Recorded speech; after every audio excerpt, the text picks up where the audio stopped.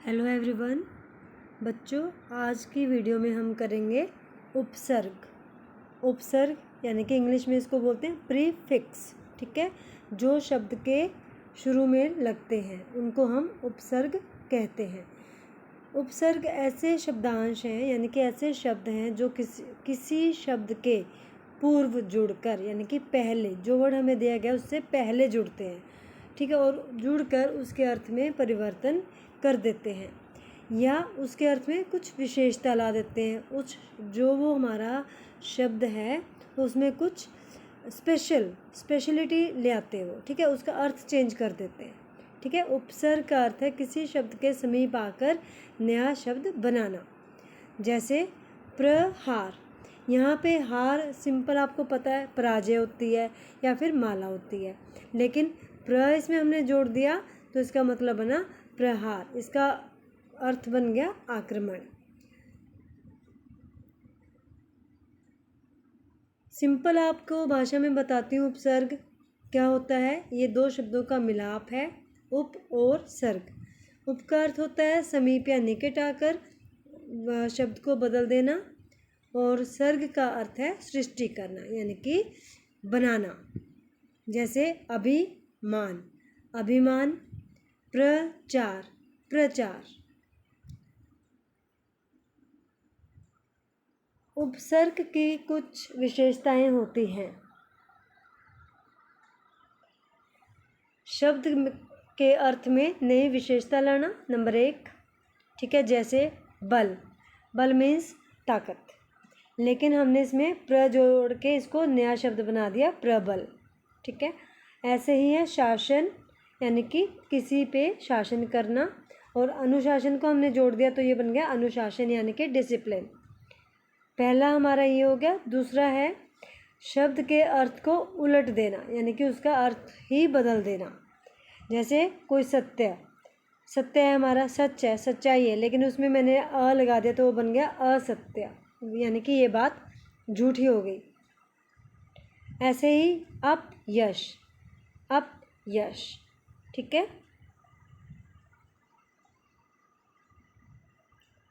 आगे है उपसर्ग शब्द निर्माण में बड़ा ही सहायक होता है। एक ही मूल शब्द विभिन्न उपसर्गों के योग से विभिन्न अर्थ प्रकट करता है।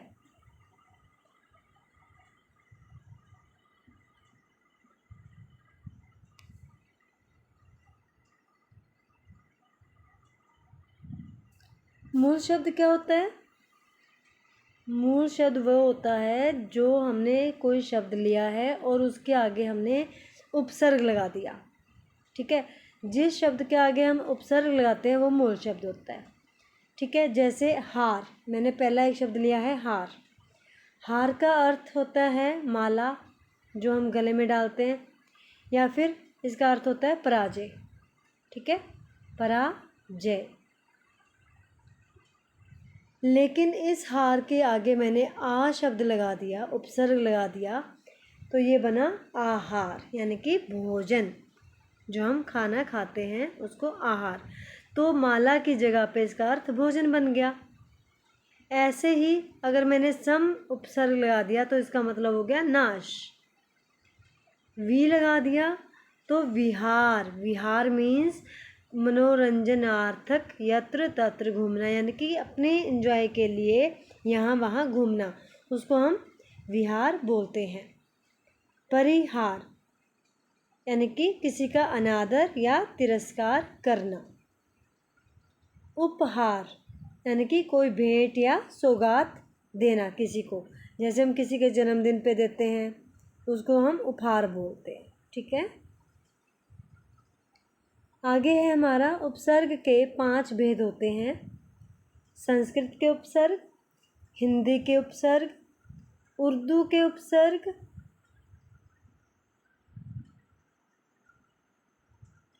संस्कृत के अव्यय और अंग्रेजी के अव्यय। आज हम करेंगे संस्कृत के उपसर्ग। पहला संस्कृत के उपसर्ग है, ये कौन कौन से होते हैं मैं आपको बताती हूँ। अनु, अनु का अर्थ होता है पीछे, ठीक है। अनुगमन यानी कि पीछे पीछे चलना, अनुवाद पीछे पीछे बोलना या किसी चीज़ का ट्रांसलेशन करना। अनुशासन डिसिप्लिन, ठीक है, शासन के पीछे अनु लगाया, उसके शासन के पीछे चलना, ठीक है। अति, अति मीन्स बहुत, अतिरिक्त, अत्यधिक, अत्यंत। आ का मतलब होता है तक, जैसे आ जन्म, जन्म तक, मरण तक, आने तक। गमन मीन्स आना, आने तक। दुर, दुर का अर्थ है बुरा, दुर्जन, दुर्घटना, दुर्गंध। जन मीन्स आदमी, दुर्जन बुरा आदमी। घटना कोई भी घटना सिंपल, उसके आगे मैंने दुर लगा दिया तो बुरी घटना। दुर्गंध बुरी गंध। ऐसे ही हमारे और हैं अव, सम, निर, सु, अप, अनि आदि। ये सारे क्या हैं? हमारे संस्कृत के उपसर्ग हैं। अगला है हमारा हिंदी के उपसर्ग। हिंदी के उपसर्ग हैं जैसे अ मीन्स नहीं, अगर ये किसी शब्द के आगे लग जाता है। ज्ञान, ज्ञान मीन्स नॉलेज, लेकिन अगर हमने इसके आगे अ लगा दिया तो ये बन गया अज्ञान, ठीक है, यानी कि कोई नॉलेज नहीं है, मूर्ख है। अछूत, असफल। अध मीन्स आधा, अधमरा आधा मरा, अध पका आधा पका हुआ, आधा खिला हुआ, ठीक है। अन मीन्स नहीं, अनपढ़, अनहोनी, अनचाहा।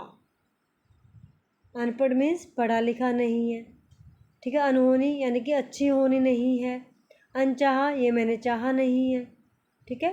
कु बुरा, कुपुत्र, कुपात्र, कुपोषण, कुकर्म, ठीक है। बुरे कर्म, बुरा पोषण करना, ये सारे हमारे हिंदी के उपसर्ग हैं।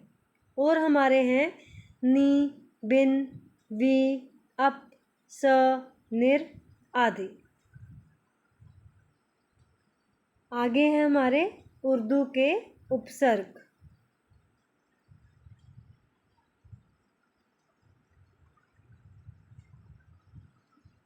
पहला है कम।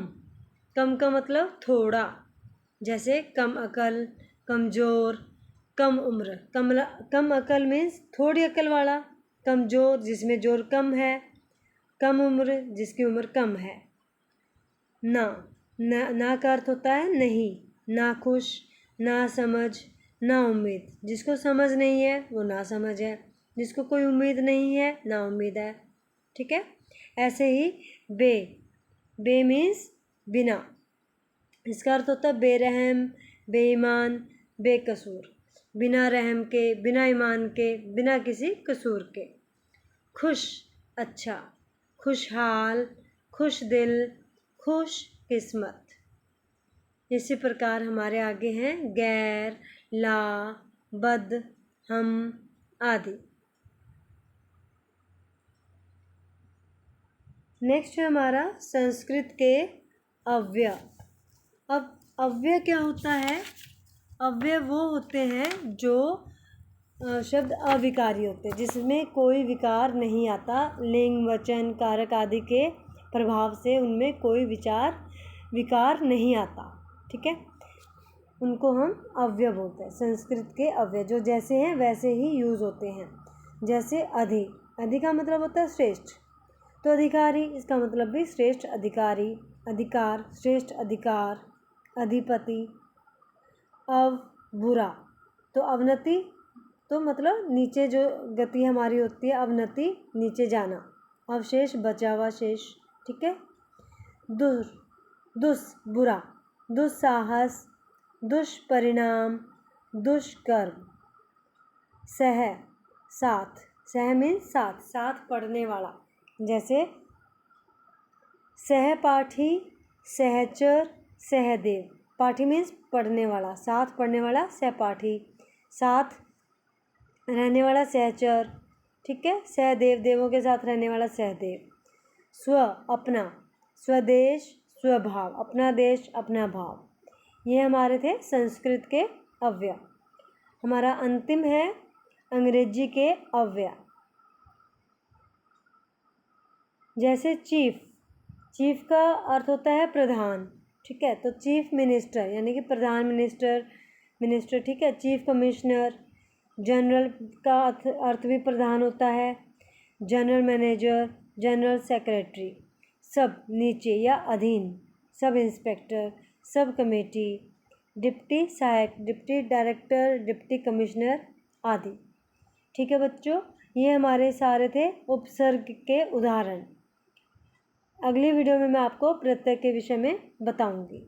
धन्यवाद।